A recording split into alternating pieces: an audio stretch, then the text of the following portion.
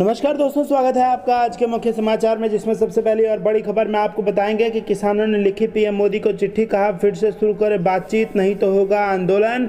दूसरी बड़ी खबर में जिक्र होगा कि राहुल गांधी का तंज, महामारी, दवा की भारी कमी और पीएम ताली थाली बजाने की घोषणा करते ही रहेंगे। और तीसरी बड़ी खबर में जिक्र होगा कि दिल्ली हाईकोर्ट ने ऑक्सीजन कंसंट्रेटर पर लगने वाले जीएसटी को बताया असंवैधानिक और केंद्र का नोटिफिकेशन कर दिया रद्द। दोस्तों, हर एक खबर की गहराई में आपको ले जाएंगे, लेकिन उससे पहले अगर आप भी मोदी सरकार की नीतियों का खुलकर विरोध करते हैं तो आप अभी इस वीडियो को लाइक कीजिए और इस लाल बटन को दबा के चैनल को फ्री में सब्सक्राइब करके घंटी बजाकर कमेंट में लिखिए जय हिंद। दोस्तों, रुक करते हैं तमाम बड़ी खबरों की तरफ। किसानों ने लिखी पीएम मोदी को चिट्ठी, कहा फिर से शुरू करें बातचीत, नहीं तो तेज होगा आंदोलन। जी हां दोस्तों, दिल्ली की सीमाओं पर नए कृषि कानूनों के खिलाफ किसानों का विरोध प्रदर्शन करीब 6 माह से लगातार जारी है। वहीं अब संयुक्त किसान मोर्चा ने शुक्रवार को प्रधानमंत्री नरेंद्र मोदी को पत्र लिखकर बातचीत को फिर से शुरू करने के लिए तत्काल हस्तक्षेप करने की मांग की। एक ईमेल में संयुक्त किसान मोर्चा ने लिखा है कि श्रीमान प्रधानमंत्री, यह पत्र आपको याद दिलाने के लिए है कि दुनिया के सबसे बड़े लोकतंत्र की सरकार के प्रमुख के रूप में किसानों के साथ एक गंभीर और ईमानदार बातचीत को फिर से शुरू करने की दायित्व आप पर है।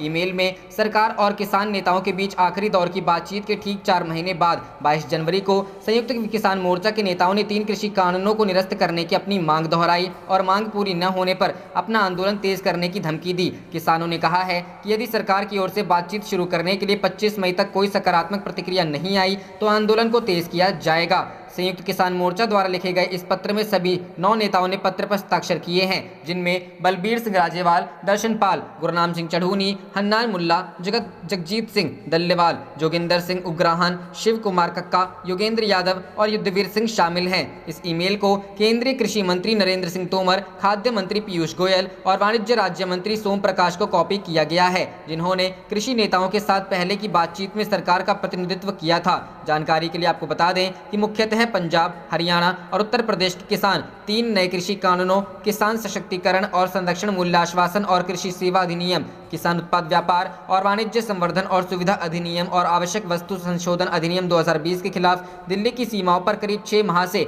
प्रदर्शन कर रहे हैं। कोरोना संक्रमण की दूसरी लहर में भी ये किसान अपनी मांगों पर अड़े हैं और सरकार से एक बार फिर से बातचीत करना करते हैं। अगली खबर की तरफ। राहुल गांधी का तंज, महामारी, दवा की भारी कमी, पीएम ताली थाली बजाने की घोषणा कर। कांग्रेस नेता राहुल गांधी ने लगातार सोशल मीडिया के माध्यम से केंद्र की मोदी सरकार पर हमला बोल रहे हैं। कोरोना वायरस और ब्लैक फंगस महामारी को लेकर राहुल गांधी ने आज फिर मोदी सरकार पर बड़ा हमला बोला है। महामारी की दवा की कमी को लेकर राहुल गांधी का कहना है कि पीएम ताली थाली बजाने की घोषणा करते ही होंगे। कांग्रेस नेता राहुल गांधी ने अपने ट्विटर अकाउंट से ट्वीट किया है। राहुल गांधी ने लिखा कि मोदी सिस्टम के कुशासन के चलते सिर्फ भारत में कोरोना के साथ साथ ब्लैक फंगस महामारी है, वैक्सीन की कमी तो है ही, इस नई महामारी की दवा की भी भारी कमी है। इससे जूझने के लिए पीएम ताली थाली बजाने की घोषणा करते ही होंगे। जानकारी के लिए आपको बता दें कि कांग्रेस नेता राहुल गांधी ने इससे पहले देश में कोविड-19 टीकों की उपलब्धता की कथित कमी को लेकर चिंता जताई थी। राहुल गांधी ने पीएम मोदी से अनुरोध किया था वह विलंब किए बिना लोगों का टीकाकरण करवाना चाहिए। राहुल गांधी ने देश के कई जिलों में टीके की कमी के दावे संबंधी एक खबर साझा करते हुए ट्वीट कर लिखा कि मोदी जी टीकाकरण करवाइए, विलंब मत करिए। जानकारी के लिए आपको बता दें कि देश में कोरोना वायरस की दूसरी लहर के कहर के बीच ब्लैक फंगस के मामलों में तेजी से बढ़ोतरी हो रही है। देश में 7,000 से अधिक ब्लैक फंगस के मामले सामने आ चुके हैं और 200 से अधिक लोगों की मौत हो गई है। रिपोर्ट के अनुसार शम में अब तक ब्लैक फंगस के 7,250 मामले सामने आए हैं। इसका फायदा असर महाराष्ट्र में देखा जा रहा है और राज्य में सबसे अधिक मौतें हुई हैं। गुजरात में 1163 मामले आए हैं और 63 मौतें हुई हैं। मध्य प्रदेश में 575 मामले आए हैं और 31 मौतें हुई हैं। अन्य राज्यों में भी इसके केस सामने आ रहे हैं। रुक करते हैं अगली खबर की तरफ। दिल्ली हाईकोर्ट ने ऑक्सीजन कंसंट्रेटर पर लगने वाले जीएसटी को बताया असंवैधानिक, केंद्र का नोटिफिकेशन रद्द। जी हां दोस्तों, देश में ऑक्सीजन संकट के बीच एक मांग तेजी से उठी थी कि वैक्सीन और ऑक्सीजन समेत तमाम उन सभी मेडिकल उपकरणों पर सरकार जीएसटी हटा ले जो कोरोना महामारी के खिलाफ लड़ाई में इस्तेमाल किए जा रहे हैं। सरकार की तरफ से इस मांग को लेकर कोई फैसला तो नहीं लिया गया, लेकिन दिल्ली हाईकोर्ट ने एक बड़ा फैसला जरूर लिया है। दरअसल शुक्रवार को दिल्ली हाईकोर्ट ने निजी इस्तेमाल के लिए इंपोर्ट किए जाने वाले ऑक्सीजन कंसंट्रेटर पर लगने वाले जीएसटी को असंवैधानिक करार दिया है। हाईकोर्ट ने कहा है कि निजी इस्तेमाल के लिए ऑक्सीजन कंसंट्रेटर पर जीएसटी लगाना असंवैधानिक है। हाईकोर्ट ने केंद्र सरकार की अधिसूचना को भी रद्द कर दिया है। इस दौरान हाईकोर्ट ने अपनी टिप्पणी में यह भी कहा कि कोई व्यक्ति जब ऑक्सीजन कंसंट्रेटर का उपयोग करेगा तो उसे अंडरटेकिंग देनी होगी कि वो उसका कमर्शियल इस्तेमाल नहीं करेगा। जीवन रक्षक उपकरण है ऑक्सीजन कंसंट्रेटर। हाईकोर्ट की जस्टिस राजीव शक्धेर और तलवंत सिंह की बेंच ने अपनी टिप्पणी में कहा कि ऑक्सीजन कंसंट्रेटर एक जीवन रक्षक उपकरण है, इसलिए इस पर भी टैक्स नहीं लगना चाहिए। आपको बता दें कि हाईकोर्ट ने भारत में व्यक्तिगत उपयोग के लिए उपहार के रूप में ऑक्सीजन कंसंट्रेटर के आयात पर जीएसटी लगाने को चुनौती देने वाली याचिका पर सुनवाई करते हुए ये फैसला लिया। 12% लगता था जीएसटी। आपको बता दें कि केंद्र की तरफ से ऑक्सीजन कंसंट्रेटर पर 12% जीएसटी लगाया जाता है। 1 मई तक यह टैक्स 28% लगता था, लेकिन बाद में इसे घटाकर 12% कर दिया गया। लेकिन विशेषज्ञों ने इस पर भी सवाल उठाते हुए कहा कि जब राहत ही देनी है तो 12% टैक्स भी क्यों लगाया। रुख करते हैं अगली खबर की तरफ। राज्य नहीं केंद्र दे वैक्सीन का ऑर्डर, भारत की 60% आबादी के लिए 1 अरब डोज जरूरी। जी हाँ दोस्तों, अंतर्राष्ट्रीय मुद्रा कोष के एक डिस्कशन नोट में भारत की 60% आबादी के लिए कोरोना वैक्सीन की 1 अरब खुराक की जरूरत बताई गई है। ये नोट IMF की चीफ इकोनॉमिस्ट गीता गोपीनाथ और इकोनॉमिस्ट रुचिर अग्रवाल ने मिलकर तैयार किया है। केंद्र सरकार दे सेंट्रलाइज्ड ऑर्डर। IMF ने अपने नोट में कोरोना वैक्सीन की केंद्र सरकार द्वारा केंद्रीकृत खरीद पर जोर दिया है। नोट में कहा गया है भारत को जल्द से जल्द कोरोना वैक्सीन की लगभग 1 अरब डोज के लिए पर्याप्त ऑर्डर देने की जरूरत है। इसके लिए सरकार सप्लाई चेन मजबूत करने और अतिरिक्त उत्पादन क्षमता खड़ी करने के लिए निवेश को प्रोत्साहित करने वाले समझौते कर सकती है। नोट में भारत सरकार की कोरोना वैक्सीन की सेंट्रलाइज्ड खरीद के लिए कहा गया है। अभी केंद्र सरकार ने 18 से 44 साल की आयु वर्ग के लिए राज्य सरकारों से खुद ग्लोबल ऑर्डर देने के लिए कहा है। कोरोना के खात्मे के लिए 40% आबादी का वैक्सीनेशन। IMF ने कोरोना को खत्म करने के लिए शुक्रवार को $50 अरब का एक प्रस्ताव रखा। इसका लक्ष्य 2021 के अंत तक दुनिया के हर देश की लगभग 40% आबादी को कोरोना वैक्सीन देने और 2022 की पहली छमाही तक लगभग 60% जनसंख्या का वैक्सीनेशन करने का लक्ष्य रखा गया है। IMF के $50 अरब के प्लान में $35 अरब दुनिया के अमीर देशों, निजी और बहुपक्षीय दानदाताओं से ग्रांट के तौर पर लेने और बाकी $15 अरब विभिन्न देशों की सरकार पूरा किए जाने का लक्ष्य है। विभिन्न देशों की सरकारों को ये रुपया बहुपक्षीय विकास बैंकों की ओर से सस्ते या बिना ब्याज के लोन के तौर पर उपलब्ध कराया जाएगा। अब तक 35 लाख की जा चुकी है जान। IMF ने कहा कि कोरोना महामारी से अब तक दुनिया भर में 35 लाख से अधिक लोगों की जान गंवा चुके हैं। वहीं अनुमान दिखाते हैं कि 2022 में भी स्वास्थ्य को लेकर हालात असमान बने रहेंगे। यह दुनिया के लिए एक बड़ा जोखिम। रुख करते हैं अगली खबर की तरफ। सोनिया गांधी ने PM मोदी को लिखा पत्र, कहा ब्लैक फंगस की दवाओं का करें इंतजाम। जी हाँ दोस्तों, कांग्रेस की अंतरिम अध्यक्ष सोनिया गांधी ने शनिवार को ब्लैक फंगस को लेकर प्रधानमंत्री नरेंद्र मोदी को पत्र लिखा। सोनिया गांधी ने पत्र लिखकर PM मोदी से अनुरोध किया कि म्यूकरमाइकोसिस यानी ब्लैक फंगस का कहर बढ़ता जा रहा है। ऐसे में ब्लैक फंगस से निपटने के लिए पर्याप्त दवाओं का इंतजाम किया जाए। सोनिया गांधी ने PM मोदी को लिखे पत्र में लिखा, केंद्र सरकार को ब्लैक फंगस यानी म्यूकरमाइकोसिस को महामारी घोषित करना चाहिए। इस बीमारी की चपेट में आने वाले सभी मरीजों का निःशुल्क इलाज किया जाना चाहिए। कांग्रेस अंतरिम अध्यक्ष ने PM से अनुरोध किया कि इस बीमारी से निपटने के लिए एम्फोटेरेसिन भी बेहद आवश्यक है। फिलहाल बाजार में इसकी भारी कमी है। तत्काल कार्रवाई कर दवाओं का इंतजाम किया जाए। साथ ही उन्होंने म्यूकरमाइकोसिस आयुष्मान भारत और अन्य स्वास्थ्य बीमा में कवर किए जाने का अनुरोध किया है। देश में ब्लैक फंगस का खतरे को देखते हुए इससे निपटने के लिए केंद्र सरकार हर संभव कदम उठा रही है। केंद्रीय रसायन और उर्वरक मंत्री DV सदानंद गौड़ा ने कहा कि आज सभी राज्यों और केंद्र शासित प्रदेशों को एम्फोटेरेसिन B की कुल 23,680 अतिरिक्त शीशियां आवंटित की गई हैं। आवंटन कुल रोगियों की संख्या के आधार पर किया गया है। देश भर में वर्तमान में करीब 8,848 मरीज हैं। रुख करते हैं अगली खबर की तरफ। टिकैत बोले कोरोना के कारण खत्म होगा किसान आंदोलन, सरकार इस गलतफहमी में ना रहे। जी हां दोस्तों, देश में जहां कोरोना वायरस और ब्लैक फंगस को लेकर संकट गहराता जा रहा है, वहीं कृषि कानूनों के खिलाफ किसानों का आंदोलन जारी है और वे धरने स्थलों पर जस के तस बैठे हुए हैं। हर तरफ किसान आंदोलन को खत्म कराने की मांग उठ रही है। दरअसल यहाँ बड़ी संख्या में लोग मौजूद हैं। सरकार ने भी किसानों को आंदोलन खत्म करने या फिर इसे कुछ समय के लिए टालने की अपील की है। इसी बीच भारतीय किसान यूनियन के नेता राकेश टिकैत की तरफ से बयान आया है कि किसान आंदोलन खत्म नहीं होगा। टिकैत ने ट्वीट किया कि किसान आंदोलन अब तीनों कृषि के काले कानून वापस होने के बाद व MSP पर कानून बनने के बाद ही खत्म होगा। इससे पहले मीडिया से बात करते हुए टिकैत ने कहा कि जितने भी पत्रकारों या पुलिसकर्मियों की कोरोना से मौत हुई है, कोई भी यहाँ धरना स्थल पर नहीं आया था। टिकैत ने कहा कि बीमारी का रास्ता अस्पताल और आंदोलन का रास्ता संसद तक जाता है। टिकैत ने कहा कि आंदोलन में किसी भी किसान को कोरोना नहीं हुआ है। टिकैत ने कहा कि सरकार यह गलतफहमी अपने दिमाग से निकाल दे कि हम पीछे हटेंगे और आंदोलन खत्म करेंगे। रुख रुख करते हैं अगली खबर की तरफ। कांग्रेस ने साधा भाजपा पर निशाना, कहा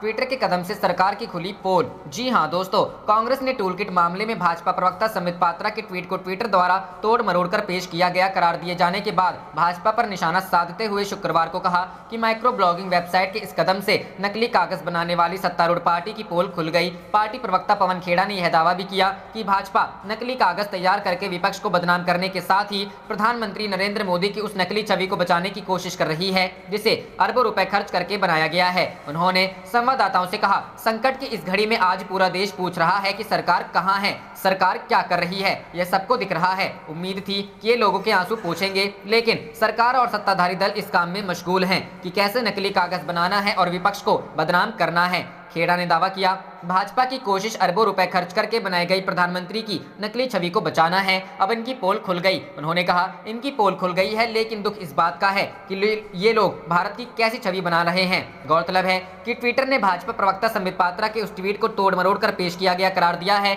जिसमें उन्होंने कथित तौर पर आरोप लगाया था कि कांग्रेस ने मोदी सरकार को निशाना बनाने के लिए एक टूल किट तैयार किया था।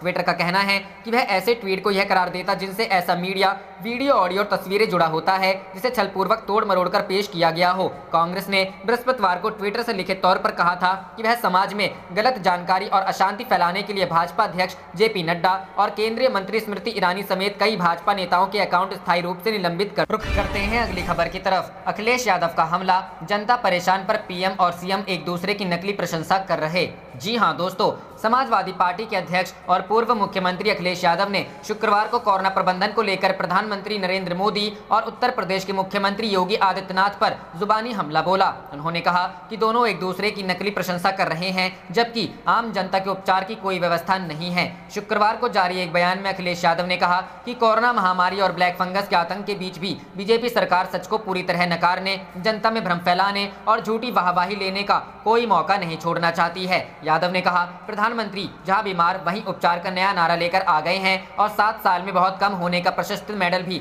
उन्होंने खुद अपने नाम कर लिया है। वहीं मुख्यमंत्री की मजबूरी है हाँ में हाँ मिलाने की। एसपी अध्यक्ष ने तंज कसा, शहर में गांव तक पूरे राज्य में चिकित्सा व्यवस्था बर्बाद करने के बाद भी बधाई का आदान प्रदान चलता रहता है। बीजेपी की सोची समझी रणनीति के तहत ऐसा किया जा रहा है ताकि जनता भ्रम में रहे और बिना उपचार हो रही बेमौतों पर पर्दा पड़ा रहे। उन्होंने कहा, मुख्यमंत्री की माने तो आंकड़ों और जुबानी दावों के साथ प्रदेश में कोरोना संक्रमण, ब्लैक फंगस और टीकाकरण सभी क्षेत्रों में हवाई कंट्रोल हो चुका है, जबकि शहरों के साथ ग्रामीण क्षेत्रों में भी स्वास्थ्य सेवाओं पर बद इंतजामी का ताला पड़ा हुआ है। दवा इलाज के लिए हाहाकार मचा है और केंद्रीय स्वास्थ्य मंत्रालय ने भी मान लिया है कि महाराष्ट्र और राजस्थान जैसे राज्यों से भी कोरोना रोधी टीकाकरण के मामलों में उत्तर प्रदेश बहुत पीछे है। सिर्फ कागजों पर इलाज, जमीन पर बेइलाज, यही प्रदेश की नियति हो गई है।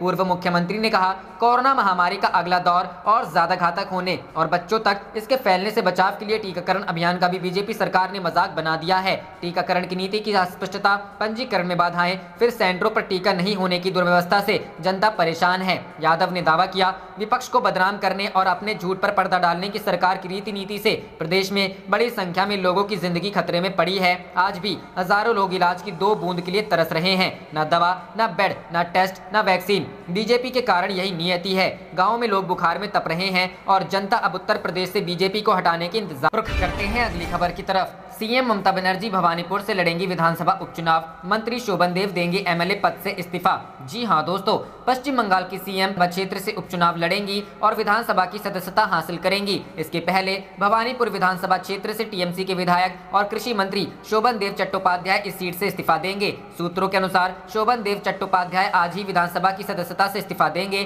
ताकि इस सीट से ममता बनर्जी चुनाव लड़ सके, जबकि शोभन देव चट्टोपाध्याय को राज्यसभा में भेजे जाने की संभावना है। बता दें कि शोभन देव चट्टोपाध्याय ने भवानीपुर में बीजेपी के उम्मीदवार रुद्रनील घोष को 50,000 से अधिक वोट से पराजित किया था। मंत्री शोभन देव चट्टोपाध्याय ने इसकी पुष्टि करते हुए कहा कि वह अपनी इच्छा से ही भवानीपुर विधानसभा क्षेत्र के विधायक पद से इस्तीफा दे रहे हैं। क्योंकि वह मंत्री हैं, इस कारण उन्हें मंत्री पद से इस्तीफा देना पड़ेगा या नहीं, यह जानकारी हासिल कर लेंगे। लेकिन जहां तक उन्हें जानकारी है, मंत्री पद से इस्तीफा नहीं देना होगा। हालांकि उन्हें फिर कहां से उम्मीदवार बनाया जाएगा या उनका भविष्य क्या होगा, इस बारे में कोई भी फैसला पार्टी सुप्रीमो ममता बनर्जी ही करेंगी। नंदीग्राम में शुभेंदु से 1956 मत से पराजित हुई थी ममता।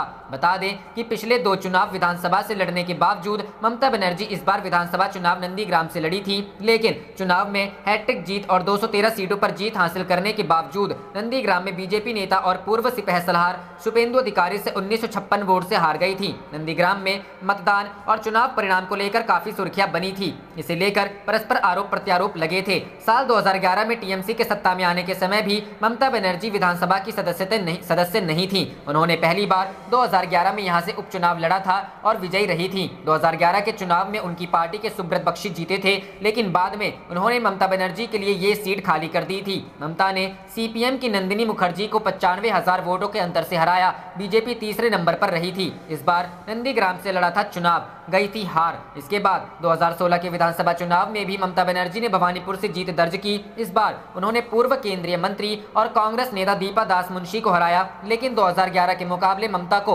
29.79% कम वोट मिले। ममता बनर्जी का जीत का अंतर भी मात्र 25,301 वोट तक सिमट गया।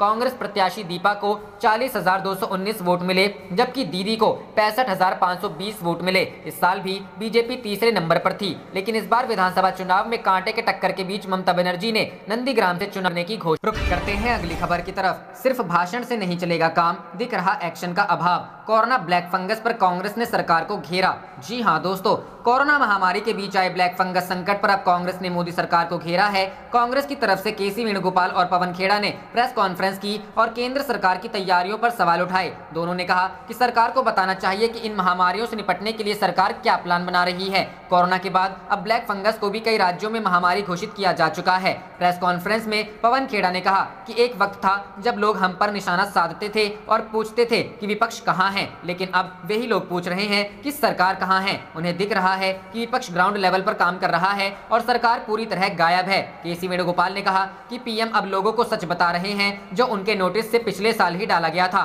हमारे नेता राहुल गांधी ने आगाह किया था कि कोरोना की सुनामी आ रही है, तब उन्हें ऐसा कहने पर ट्रोल किया गया था, लेकिन अब पीएम को एहसास हुआ है कि कोरोना से जंग लंबी चलेगी। कांग्रेस नेता ने आगे कहा कि केंद्र सरकार बताए कि क्या तैयारियां की गई हैं। कोरोना वायरस ब्लैक फंगस से निपटने के लिए सरकार ने क्या होमवर्क किया है। वेणुगोपाल ने आगे कहा सिर्फ भाषणों से काम नहीं चलेगा, केंद्र सरकार और पीएम की तरफ से एक्शन का पूरी तरह अभाव दिखता है। वेणुगोपाल ने आगे पूछा कि सरकार बताए कि ब्लैक फंगस से निपटने का सरकार का प्लान क्या है। डॉक्टर्स का कहना है कि उसकी दवाओं की कमी है। वेणुगोपाल ने आगे कहा कि टीकाकरण को तेज करने के लिए लोगों को छोटे स्तर पर जागरूक करना बेहद जरूरी है। वहीं पवन खेड़ा ने सरकार की वैक्सीन पॉलिसी पर सवाल खड़े किए। उन्होंने कहा कि पीएम मोदी को बताना चाहिए कि गाँव में वैक्सीन कब तक उपलब्ध होंगी। रुख करते हैं अगली खबर की तरफ। बीजेपी की छवि को धक्का, टूल किट वाले संबित पात्रा के ट्वीट को ट्विटर ने बताया मैनिपुलेटेड। जी हां दोस्तों, प्रधानमंत्री नरेंद्र मोदी को बदनाम करने के जुड़ी कांग्रेस की कथित टूल किट के मामले में भारतीय जनता पार्टी की छवि को जोर का धक्का लगा है। पार्टी प्रवक्ता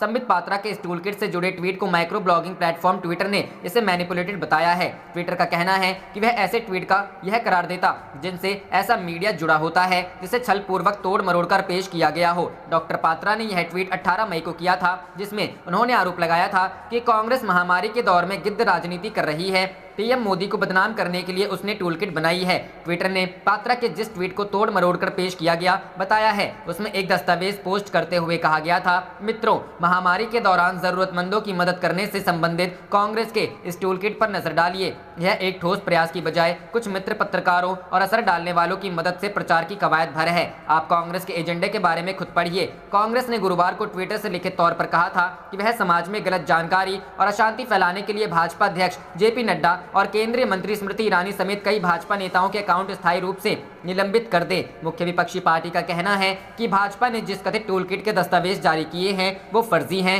उसने कई प्रमुख भाजपा नेताओं के खिलाफ पुलिस में शिकायत भी दर्ज कराई है। छत्तीसगढ़ पुलिस ने इस मामले में प्राथमिकी दर्ज की है। भाजपा तथा कथित टूलकिट के कुछ विवादित सामग्री को लेकर कांग्रेस पर हमलावर रही है। पात्रा सहित भाजपा नेताओं ने टूलकिट को लेकर कांग्रेस पर निशाना साधते हुए कई ट्वीट की। रुख करते हैं अगली खबर की तरफ। मोदी सरकार की सनक ने पूरा देश ठप कर दिया। महंगाई और गिरती अर्थव्यवस्था पर रवीश कुमार ने साधा पीएम पर निशाना। जी हां दोस्तों, देश बुरी तरह से कोरोना संक्रमण की चपेट में है। लाखों लोगों की जान जा चुकी है। रोजाना बड़ी संख्या में लोग इस जानलेवा वायरस की चपेट में आकर अस्पतालों में भर्ती हो रहे हैं। हैं। कई राज्यों ने इस संक्रमण से निपटने के लिए अपने यहाँ आंशिक लॉकडाउन लगाया है। इसके इतर महंगाई भी काफी बढ़ गई है। अर्थव्यवस्था रसातल में पहुंच चुकी है। वरिष्ठ पत्रकार रवीश कुमार ने महंगाई और अर्थव्यवस्था को लेकर केंद्र की नरेंद्र मोदी सरकार पर निशाना साधा है। रवीश कुमार ने अपने फेसबुक पोस्ट में लिखा है कि पिछले साल कड़े निर्णय की सनक के कारण एक फैसला हुआ था, तालाबंदी, पूरा देश ठप। उसी का नतीजा था कि हमारी अर्थव्यवस्था बैठ गई।